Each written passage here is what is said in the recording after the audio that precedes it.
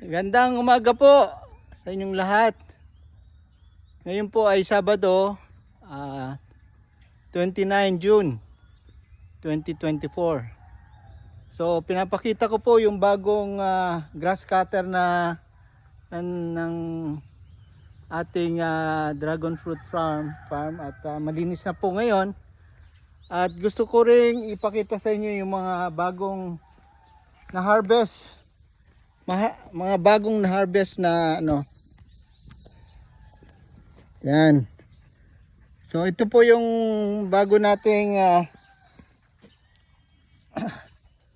ito yung mga bago nating na harvest mula nung nag-umpisa tayo nung November. So malalaki po at first harvest natin ito. Mahigit 10 ang nating ano, 'di ba? Arman, ilan na natin harvest? Marami yan, sir. Mga 10 kilo po yan, sir.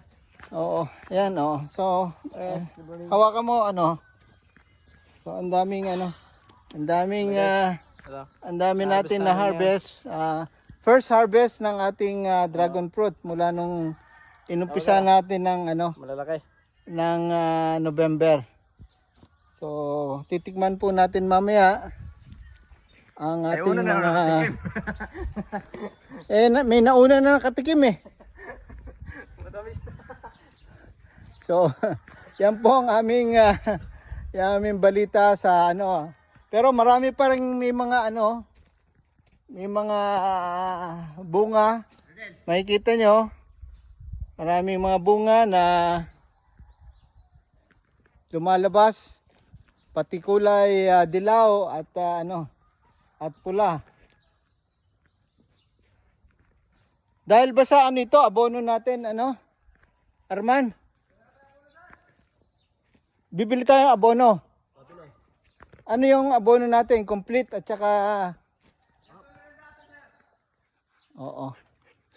Maganda pala maganda Maganda pag nalalagyan ng abono. Hahaluan pa natin ng ipot at ipot ng manok at mga ibang organic na abono para tuloy-tuloy ang ating harvest sa ating mga dragon fruit. So, for the first time mahigit 10 kilo ang ating harvest. Ngayong Sabado, June 29, 2024. So yan po ang aming magandang balita sa inyong lahat. Happy Saturday at magandang umaga sa inyong lahat. Salamat po.